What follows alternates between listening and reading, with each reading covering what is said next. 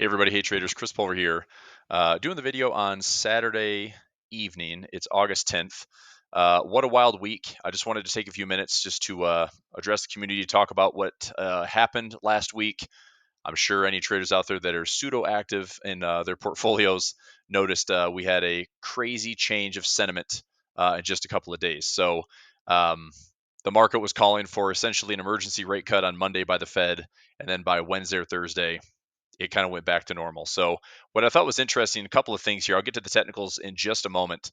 But if I go to the AAII sentiment report, we were getting pretty optimistic going into the last couple of weeks. So what I thought was interesting here was look at July 17th. We were nearly at, we pretty much were at the 1 year bullish highs going back into 2023, which was a pretty solid bull market. We had a big rip May and June of 2023, and then October, November, December of 2023 into carry on what started off as a great first half of 2024. I also drew some pretty interesting correlations between, the VIX move that we saw from Sunday night's futures to Monday's open and the retreat that the VIX had. This is very comparable to what we saw back in 2017 and 18. So I want to talk about that in today's video as well. So, like I said, it's interesting how the 17th of July, we were at 52.7% bullish versus 23.4 bearish. And that was right back comparable to the 1 year bullish highs. Now, if we see where we are in the charts on July 17th, we just so happen to be, let's check the major indexes on the 17th. Here's the 15th, here's the 16th, here's the 17th. Is it a surprise? Near highs, stretching. Does anybody remember this? This little stretch in July, right after the 4th of July, we had the kind of holiday drift. We had 6 all-time highs in a row, all print. And then we had a nasty gap to the downside on, I want to say that was a Wednesday.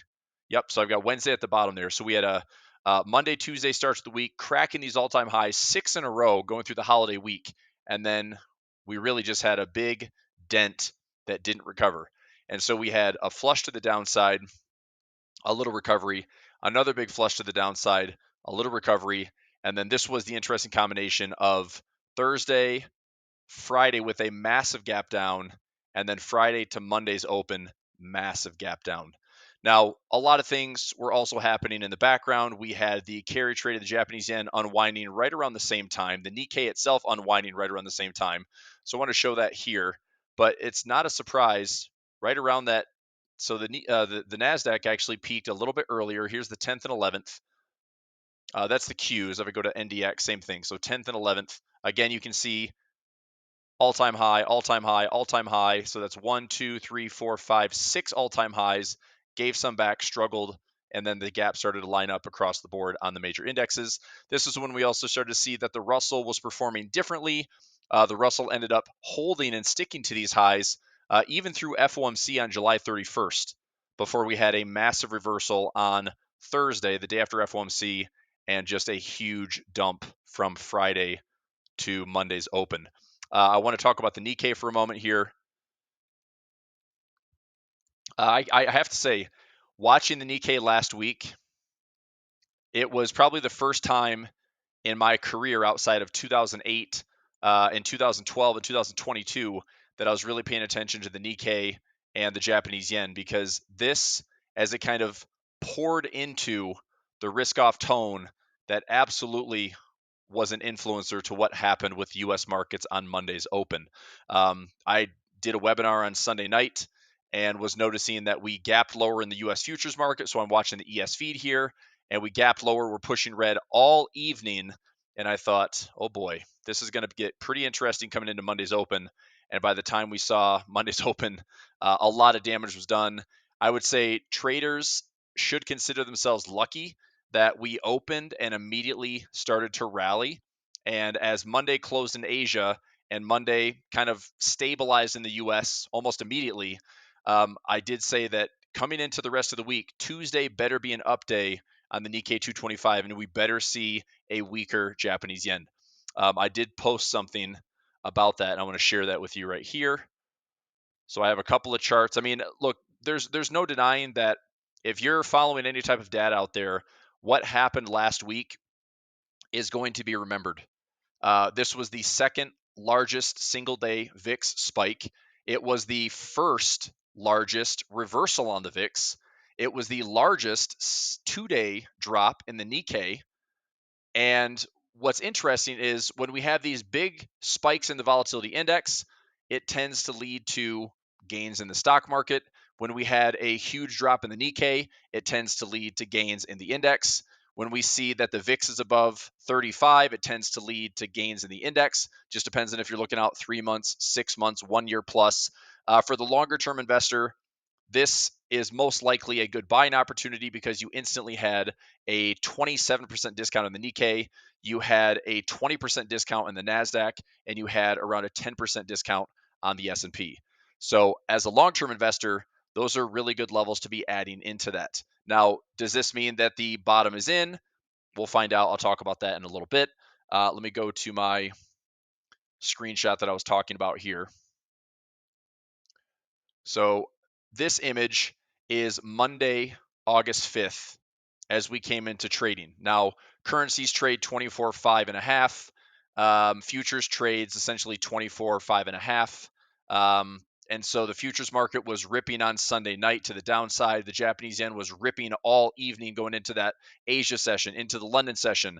We had massive volatility on that capitulation move to the downside. This is my currency strength chart. This is up to 350 on the upside, and the Aussie and New Zealand are down to the 200 plus bottoms. So we had over 500 pips on some of these currency pairs. We had 200 to 500 pip days on just Monday's candle, putting in those massive chunks of bearishness to the downside. And this isn't a surprise. I mean, people were watching the Japanese yen get stronger pretty much since mid-July. And it just happened to get more and more accelerated, more and more down. I was waiting for a pullback to try to look at a sell trade, but in natural Japanese yen fashion, there was no pullback. It was essentially a pause, bear flag, drop, breakout, aggressive trends.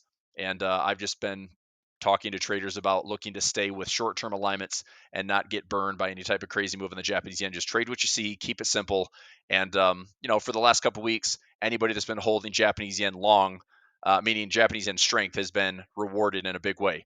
But we also put in a pretty substantial low in the Nikkei. And like I said, if we had a Tuesday rip in the Nikkei, I was expecting that to kind of ease the pressure on the S&P and the Nasdaq, of course, and it did. So here's your Monday close in Asia for Japan, and here's your Tuesday, Wednesday, Thursday. So things kind of stabilized right there for those couple of days. You take a look at the S&P. It's actually a little bit easier to get this off of the futures feed simply because this was very difficult to trade from opening bell to closing bell, right? Friday, this was August 1st. This would have been a nasty day. I'm sorry, this is Thursday, August 1st. And then we had non-farm payroll, which opens at 8:30 a.m. And the economic news just pushed the market in a big way. And that was the SOM rule getting triggered, right? So it created some worry that unemployment is now overcooked and unemployment has rallied too much and average earnings are down and the job market is slow. Well, that was a little bit of worry going into Friday. And then we just had that even worse going into Sunday's futures open and what the Nikkei did on Sunday night, US time, and Monday in Japan. So to trade this on the SPY was very difficult. The only thing that I was doing on Monday was basically playing defense, collecting some premiums, rolling down some call options, rolling up some put options, trying to collect as much premium as I could. Also looking to add in some hedges and defense on some of my futures trades. But I did have some nice short-term trades running into Monday and Tuesday. I wasn't surprised, seeing the market recover, but I didn't love the price action to go, up on the day and then wick down. I didn't love the up on the day, then sell off. I didn't love the nasty move on Wednesday and then Thursday. Everybody was celebrating this, this big, biggest move since November 2022. Okay, but did you just forget about what happened the previous week? Because this to me does not get me that excited considering the market just dropped.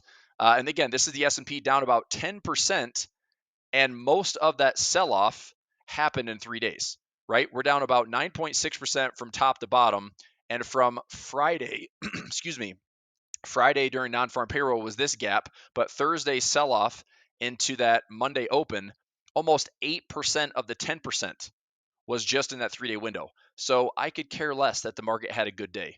What I'm looking at right now, and this is where I'm going to show you my technicals here, I'm just keeping the charts very clean, okay? So we had what I think is a pretty clean trend line break right in here, and we break, we retest, and in a way, it was really nice. I mean, this tested the backside of the trend line and this dropped. It was just challenging to trade if you weren't in the futures market because the futures market fills in these gaps where the opening bell, closing bell, the SPX and SPY do not. So where we are sitting right now is we did some structural damage right in here. Okay, now I get longer term. I mean, I did call for this a couple weeks ago. You can go back and watch some videos that I've posted. I was looking for price to pull back into this area right here and this area right here to offer up a near-term buying opportunity. Well, that did get accomplished. So do I think that we are done and this is the bottom? Not necessarily. I don't think we have a V bottom. Okay. If we do, I guess this market just shrugs it off in an amazing fashion, but I don't think the bottom is in. I do think that the market may stall or hesitate around this area. This is a nice little island gap Thursday to Friday. We're also coming back to find the efficiency. So anybody that was caught on the wrong side of this giant sell-off has been able to orchestrate enough of a comeback to then start deleveraging, dumping bad positions, being prepared for maybe another push lower. And so it wouldn't surprise me if we start to see price testing this area, testing this gap. But this to me looks like pretty solid resistance around that 5,400 handle. If we get up a little bit higher, maybe into that like 5,450 zone. But from there, if the bears look like they're taking back control, I will likely put in some bear call spreads. I might look to go short on the futures market. I might look to go long some puts on the SPX or the SPY. I look to see if we're going to come back and retest the previous low and only to maybe just retest the 200 exponential moving average, which I have another chart right here. So let me bring that up. This is harmonics and pivots. Yep. So let me bring this one up here. If we come back and retest, the SPY 200 EMA is sitting right down here around 506. If you look at the SPX, we're looking right around this 5100 zone, just below that around 5082. If you look at the futures feed, same thing. That long wick, we barely missed the 200 exponential moving average, but you can see it right there, right around 5115. So whatever feed you're following or watching, these little blue lines that I have in my chart right here, that is my resistance area. Okay. So if the bulls struggle to take out that trend line, I could see the market having some hesitation. I'd like to see if the bears can take back over just a little bit. I honestly would like to see the 200 EMA, even if it catches up a little bit here, I'd like to see the market try to test it. It hasn't been crazy extreme. Okay. It has not been crazy extreme, but we have gone a decent stretch without testing some support levels. And so this dynamic support of all my moving averages, this is a 50, 100, 144, and a 200. We have gone without touching yet. We're still around 187 to roughly 190 bars without testing the daily 200 EMA. Now we can stretch. We can stretch 250 bars, 300 plus bars. And this is what I want to go back and say. The closest correlation I can find to what just happened with one of the largest single day spikes in the VIX ever and one of the single largest retreats in the VIX ever.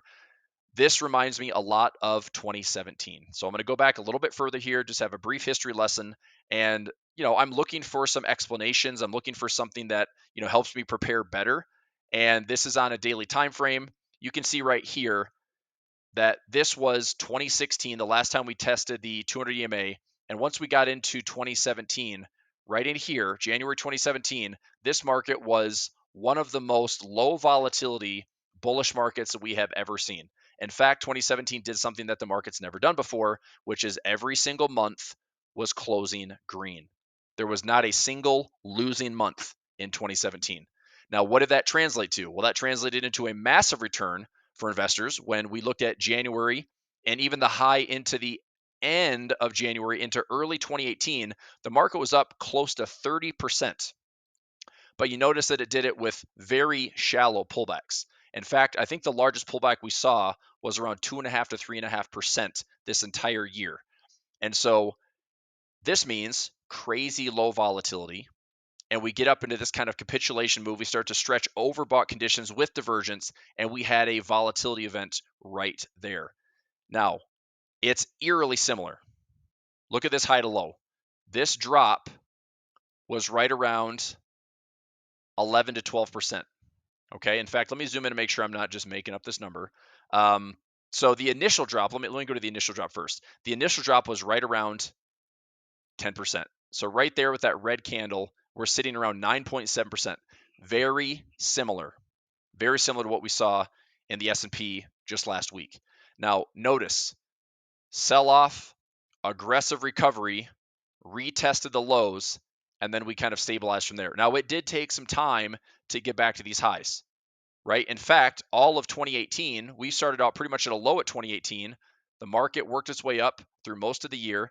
And if you remember what happened with monetary policy in 2018, the Fed was raising rates.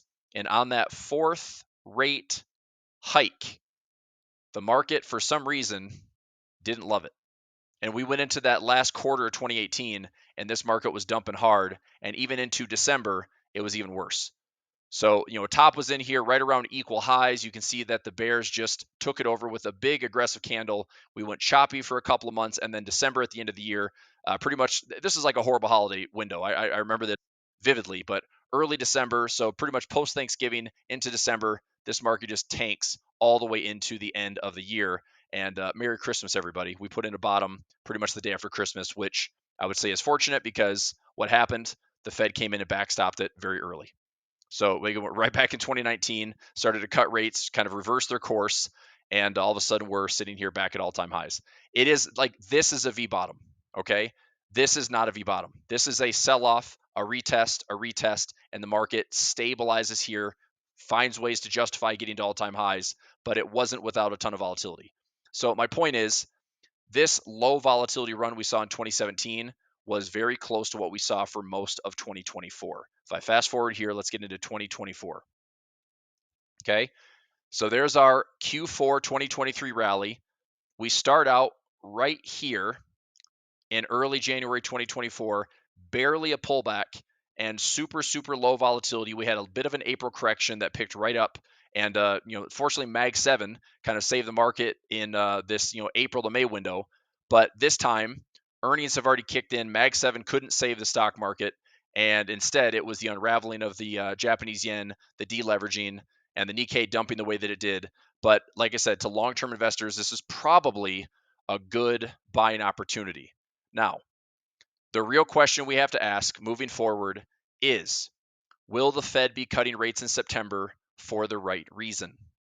If the Fed is cutting rates for inflation purposes because we can be less restrictive now, then this would be what I consider a healthy cycle, a healthy rate cut cycle. That's appropriate. We've been waiting for it for a couple of years now, and inflation data continues to push lower. If that happens, interesting statistics. If the Fed cuts during an expansion phase, which we might be in the 7th or 8th inning of an expansion phase, but if we are still in one technically and the market prices it in, it's very possible that we still have a 10 to 15% upside. Now, from this low, if we go to this low and we actually get a 10 to 15% upside, we're going to come back and retest the highs, possibly stretch a little bit higher before the end of the year. I know there's election drama. I know there's geopolitical concerns. I know there's unemployment concerns. The data that's going to make the market most sensitive is still going to be inflation related and now employment related. So earnings season is winding down for Q2. Okay. So with earnings season winding down, the only big one we have left is really NVIDIA. And NVIDIA will probably make or break a bit of this recovery. It'll make or break the SOX and SMH, which are the semiconductor ETFs, and it might influence the Mag 7 as well. Okay, so that's late August. We also have Jackson Hole, which we'll see what that looks like. And then we come into September, we'll have a non-farm payroll. We have an FOMC, which is the much anticipated Fed rate decision, which they should be cutting rates. The question, of course, is it going to be 25 basis points or 50 basis points? The market's pretty much 50-50 right now. All right, but back to my point. If the Fed is cutting with some remainder in this expansion cycle, then this is a buying opportunity and the market will find a way to likely get back to highs or maybe stretch slightly higher. Okay. But if the Fed is cutting for slowing the economy, or seeing a slowdown in the economy, or noticing that the SOM rule is in effect, and noticing that our inverted yield curve is going back to no longer inverted. These things have tended to lead to recessions. Okay. And so with unemployment ticking higher, the market's going to be watching employment data, unemployment claims, non-farm payroll much, much closer. All right. And with inflation data that comes out next week, we have PPI on Tuesday, CPI on Wednesday. I believe the forecast is 3%, which is the previous month as well. So if I go to an economic calendar here, let's go into this week's trading. And here we go. So we have PPI on Tuesday at 8:30. We have CPI on Wednesday at 8:30, and the forecast is 3%. Now, I think, and again, this is an opinion, I think that the market will be happy to see a sub 3% print. If we have a 2.9 or 2.8 or 2.7, if we have a much lower than expected CPI print year over year, I think this market will celebrate in a pretty big way. It'll put what just happened behind it pretty quickly. Okay. If the market prints, let's say 2.9, 3%, 3.1, if we print higher, that's not a good thing. I almost wonder if this is intentionally high to see a lower and what would be received as a better than expected print. Now, I looked at it's either the Atlanta Fed or the St. Louis Fed, but they're forecasting about 2.7, 2.75 for their year-over-year CPI print. So if we do print like 2.8, 2.7, I think this market finds a way to make its way back into this gap, make the bulls and the bears make a decision. Like I said, the bears would be staying here and looking to maybe defend that zone, because this would be where all of the equilibrium sits and all the efficiency is. And so if the bears are going to get the upper hand, they would defend this level and then try to retest and push to the lows. Now, if they can't defend that level, then I would look for any type of run here that then closes higher. If we pause, and I don't want to see this, I don't want to see it break above and then have a massive flush lower, because I feel like that'd be a bull trap. But if we have a run where we break this trend line and we can still pause up here, I think the path of least resistance remains bullish. All right. Now, do we come up and test those highs very quickly? Is that a V bottom? Yes, possibly, but I wouldn't be surprised if the market finds a way to use this in the bigger picture and we have some more volatility ahead. I don't know. Of course, I don't have a crystal ball. I'm trying to position accordingly. But for right now, I would like to see this. If I'm going to be a buyer, I'd like to see the market come back and retest the lows and then really defend that and then buy this thing targeting the highs and be able to go after 12, 13% to the upside and possibly more. If we're in the late innings of this expansion and the Fed is cutting for the right reasons, okay, not for a recession, not for an economic slowdown, but rather because we can afford to be less restrictive because everything has come down, right? So I'd like to see the market retest this level. I may not get that opportunity. But if we come up here and we see some defense by the bears, perhaps we have a, higher low in place and we still look at that as a buying opportunity to get back to the highs. But because that 200 EMA is so close on the S&P, I would like to see that thing tested, offer up some nice support, stabilize in here, and then plan on a rally back up to these highs. All right. So I'm not quite in the full-on recession camp. I do think what's interesting is the inverted yield curve is starting to become not inverted. If I look at my treasuries, right here we have the 3-month still at 5.2, the 2-year at 4.05, the 10-year still about 1/10 of 1% lower. Now it's getting close, right? And the average is right around 2 years since inversion. And also with that 10 and 2, if we have an inverted yield curve, we have a roughly 24-month window before we actually have a recession. So that would be right in line with, if the market can kind of survive this, I don't think that 2025 looks very peachy moving forward. Just saying. If we finish the year at crazy all-time highs by the end of this year, I'm a little skeptical of what 2025 looks like. I think there's something bigger lurking. I think the consumer is stretched like crazy right now. The consumer is essentially, this is U.S. consumer, but I think the U.S. consumer is essentially, maintaining standard of living with debt. But we have some interesting things that are developing. For this, for example, record household debt, 12.5 trillion mortgages. But keep in mind that about 90% of mortgages right now are 30-year fixed and sitting under 5%. So the last 4 or 5 years when rates have gone up to 6.5, 7+%, not very many mortgages are that. And if we do see rates getting cut, which the forecast out to the end of 2025 is going to be somewhere between 150 to 200 basis points, we quickly go into like a 3.5% Fed rate, which means mortgages by the end of 2025 are probably coming down into the sub 5 category, which gives, if consumers can hang on to that window, it gives them a good opportunity to refinance and cut down those 7% mortgages down to maybe 5, maybe sub 5. And I think that will help stabilize a little bit. But 12 plus months away, 16 plus months away is a bit of a stretch, especially if we have higher unemployment and we do end up seeing some more recession indicators. But again, neither here nor there. But some interesting stuff, student loans, auto loans, credit card debt, which is the worst kind of debt you can have. All these things are out there in the background. So, like I said, it's not lost on me that we might see the consumer just get burnt out and can no longer afford to kind of finance the standard of living that we've seen. Plus, we have housing markets right now at an all-time low for affordability. So that's kind of some big picture stuff right now. What I'm focused on in the near term is technically where are we going this next week? Tuesday, Wednesday data. How does the dust settle? We don't have a ton in earnings this week, so it's really going to be all about that inflation number on Tuesday, Wednesday. If the market comes here, I'm going to be looking for an opportunity to short later in the week. All right. But if the market is just uber excited and we come right up to this level and we show no signs of stopping, as long as we don't have some nasty spill and some bull trap, I think this market shrugs it off, finds a way to get to the highs.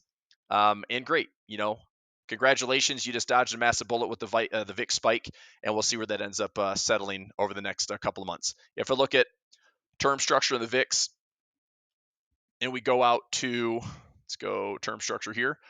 If we go out to the end of the year, you can see here we're sitting at 20.37 on the VIX. We've seen pretty much like 13 and 14 all year on the VIX with lows in the 10s and 11s.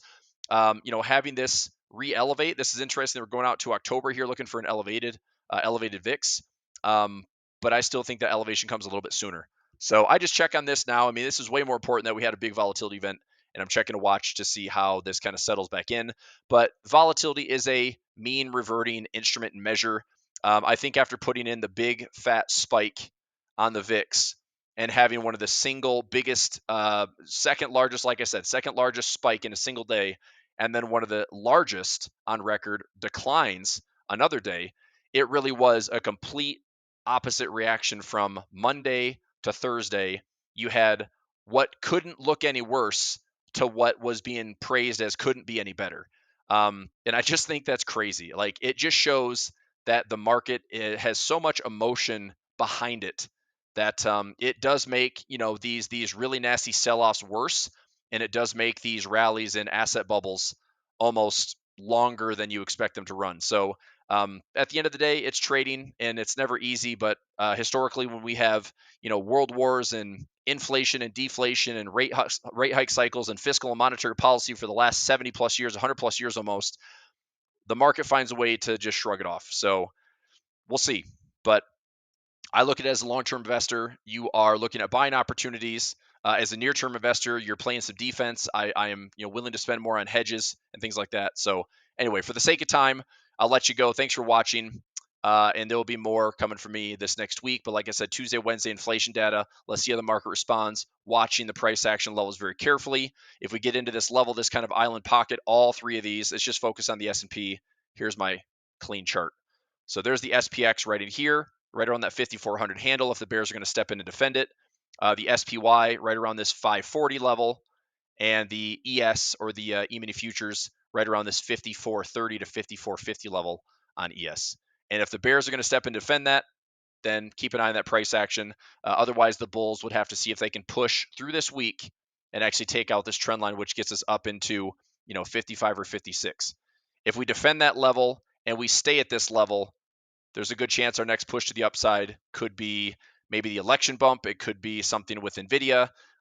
We also could go nowhere.